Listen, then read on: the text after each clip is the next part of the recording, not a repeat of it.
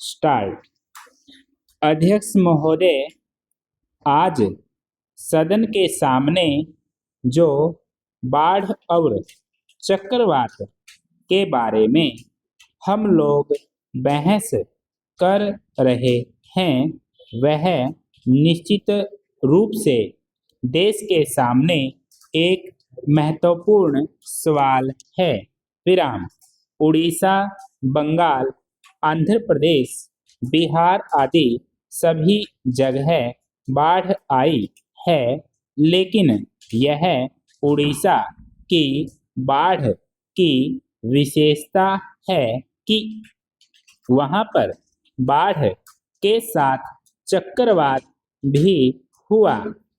आपको यह सुनकर ताज्जुब होगा कि उड़ीसा का एक दुर्भाग्य यह रहा है कि पिछले 4 साल से उड़ीसा के एक जिले में दुर्भिक्ष व अकाल पड़ा।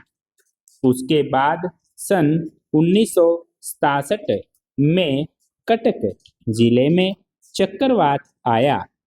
परिणाम स्वरूप यह दोनों जिले मुख्य रूप से क्षतिग्रस्त हुए हैं। कटक जिले के भी कुछ हिस्से में क्षति हुई है।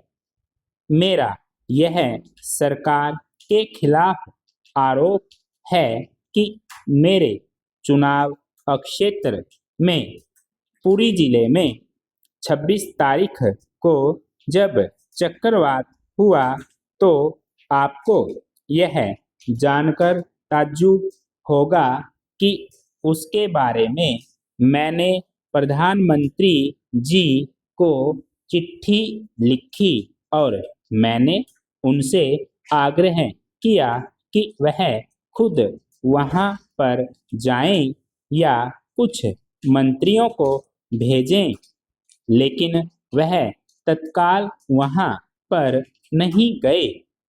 1 महीना इस तरह से हो गया। अब जाकर केंद्रीय सरकार की ओर से कुछ विशेषज्ञ वहां पर गए हैं।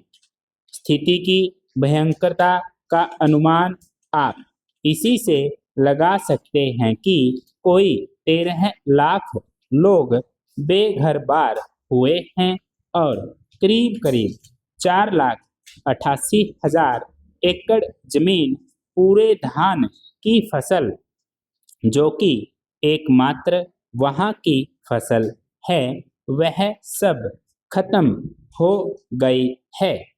सवाल अब यह है कि इन 13 लाख लोगों का पुनर्वास कैसे किया जाए।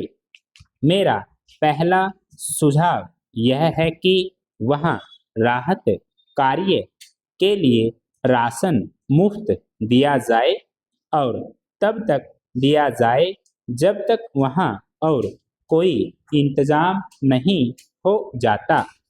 आपको यह भी पता है कि वहां पर बच्चों की पढ़ाई काफी पीछे पड़ गई है।